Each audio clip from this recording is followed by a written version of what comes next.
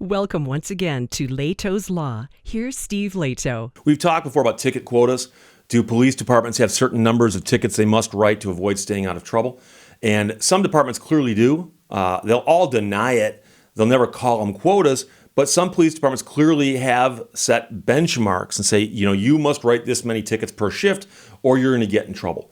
And it's a big debate about whether or not that's what police should be doing. But police chief in Utah apparently just quit because he refused to go along with the old quota system. And it's an interesting story. Rod sent it to me from Mantua, Utah. Mantua, Utah, M-A-N-T-U-A, looks like Mantua. But amid police department turmoil, loss in speeding ticket revenues, blame for Mantua's budget shortfall, Mike Anderson of KSL-TV wrote this story. Residents in Mantua have been left in the dark after the police chief's mysterious dismissal, while the town battles a major budget shortfall, and those two are related. While city leaders wouldn't comment on the financial shortcomings, a drop in speeding tickets was getting a large part of the blame. So this town is so small, and the number of tickets they wrote was so large that it actually affects the ability of the town to operate. There's a stretch of U.S. Highway 89 that runs through Mantua, and it's well known as a speed trap. Back in 2015, the Mantua Police Department wrote over $430,000 worth of tickets in 1 year on a 2-mile stretch of road. The number's been dropping ever since, and as of right now, though, you will not see a Mantua police officer out there because they've got better things to do. In fact, they haven't been there in recent months. Now, Jennifer Gardner is a local resident, got interviewed by KSL-TV. She said the police have been more into the community. You see them around town a lot more. She says that's because they've recently taken on a different focus. Not so much writing tickets outside of town, but policing inside of town. I like their visibility, she said. I like that they've been more active in the community. But what surprised Gardner and a lot of the other residents was when the relatively new police chief, Michael Castro, suddenly disappeared. The only reason why anybody got wind of this in town was because of a Facebook post, she said. No one in town had any idea. A source within Mantua's city told KSL, officers are being pressured to bring in more revenue through writing more tickets. But they said that Castro and other staffers were not on board with the ticket quotas. Several officers responded with their own resignations following Castro's dismissal. Now, to understand this, the town of Mantua is small, about 6 square miles, a little bit under. Population in 2010 of 687. Estimated in 2019, 963. It's a small town. Now, the town of Mantua has a downtown area, I guess, and then there's the Highway 89 that goes right by, and it does pass through the city limits of Mantua. It's 2 miles long. So it's a 2-mile stretch of Highway 89 that runs to this little town of Mantua in Utah, and they generated 1 year $430,000 in tickets for people passing by through that stretch of road. So the police chief of Mantua has been let go. Other officers resigned. This all happened recently. But here's the issue.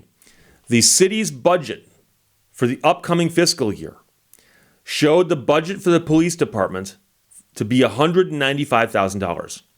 And the way that the city asked for that to be paid was, you guys write at least $180,000 in tickets. So they said that they wanted $180,000 of the $195,000 to come from fines and forfeitures. So they're actually budgeting for forfeitures. And I've talked about civil asset forfeitures till I'm blue in the face, but the point is that they now budget for it. They actually say we expect to raise enough money through fines and forfeitures to run our various city operations. Now, you might say, but Steve, for the police to fund themselves kind of makes sense. Well, does it? I don't know.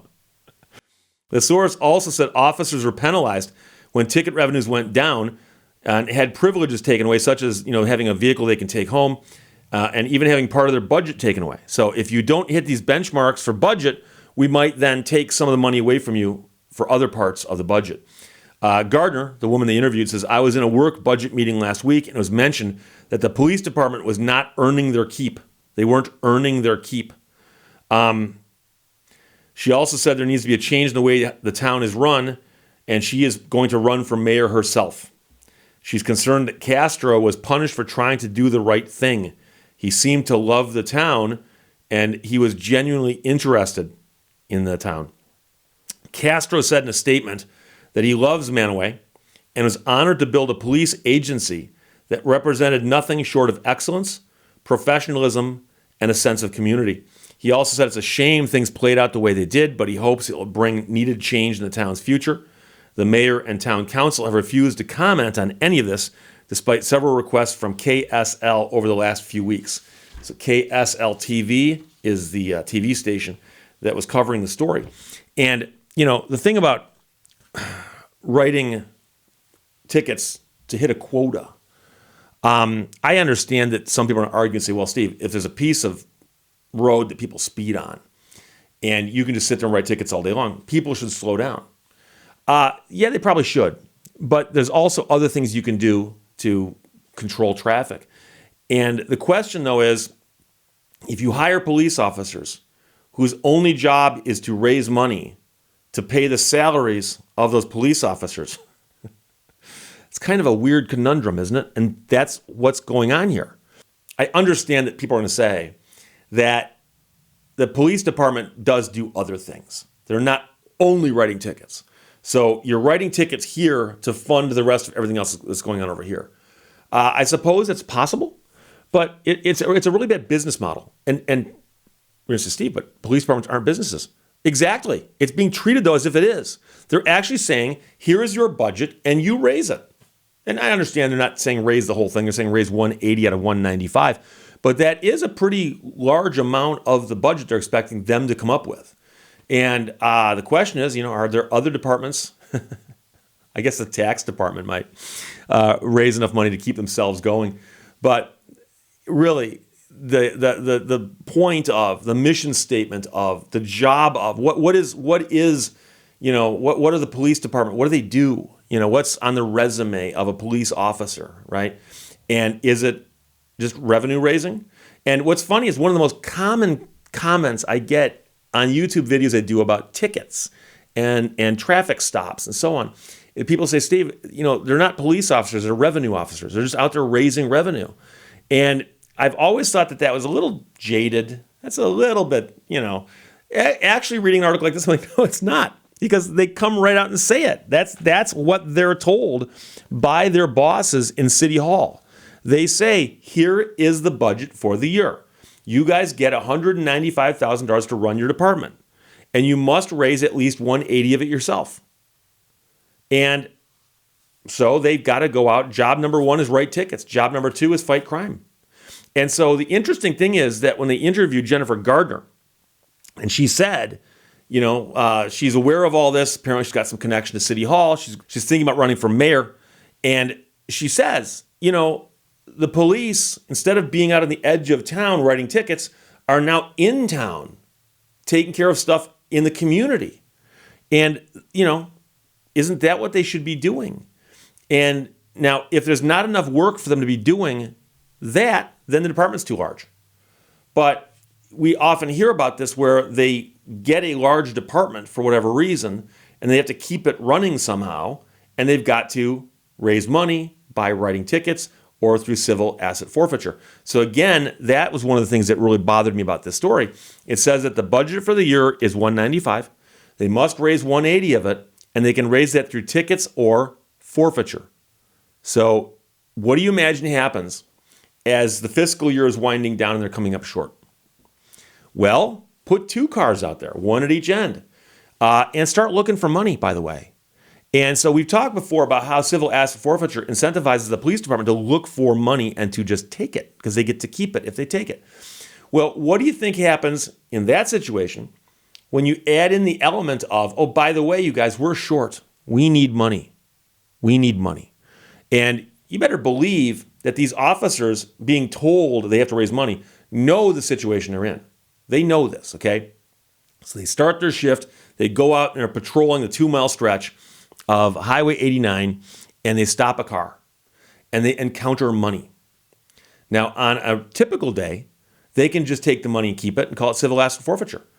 But now they're even more incentivized because they need the money to make up the budget shortfall because otherwise they have their other privileges taken away. They might get laid off. The place might get shut down. Who knows? So they've got this budget goal they've got to meet, And there's the money right there. It's going to fill the hole. So it will affect how they view these stops. And, I've been pulled over by a police officer more than once in my life. I've done videos on this. And in fact, one of my most popular videos is about how to behave at the roadside when you get pulled over by a police officer. And I have not always gotten tickets. And in fact, I've been let off many times. Many times. Now, again, people want to say, Steve, how many times do you get pulled over? I've been driving for a long time. I drive a lot. What can I tell you? I've been pulled over once in the last 10 years. But I didn't get a ticket. And previous to that, the second time I got pulled over, going back in time, didn't get a ticket. And both times, police officers said, hey, I got you speeding a little bit here, out in the middle of nowhere, and I did all the things I advised people to do, followed my own advice. And police officer said, something, just slow down, have a nice day, and let me go. That ain't going to happen on Highway 89 in Mantua. It ain't going to happen. Cop's going to pull you over and has to write you a ticket. Now, he might go a little easy on you in some respects and, I don't know, give you a slightly lesser fine than he could if you wanted to, but he is incentivized to, load you up with fines as well. So that's a problem. So it's interesting because here we have a situation where a police chief actually quit. He actually quit or was pushed out, depends on who you want to believe. But the police chief is out because he refused to go along with the quotas, and a bunch of other officers, several officers responded with their own resignations following the chief's dismissal or leaving. So again, I know people who say, Steve, all cops are bad. I got to salute this guy. And I salute the guys who worked with him who said, something, if he's leaving over this, so are we. So great story. Rod sent it. Thanks a lot. And Mike Anderson of KSL TV wrote it. Manaways in Utah, and amid police department turmoil, loss in speeding ticket revenues blamed for Manaway's budget shortfall. Great story. Questions or comments? Put them below. Let's talk to you later. Bye-bye. Thank you for watching Lehto's Law. Sometimes we lose the key to happiness, not realizing that the door is always unlocked.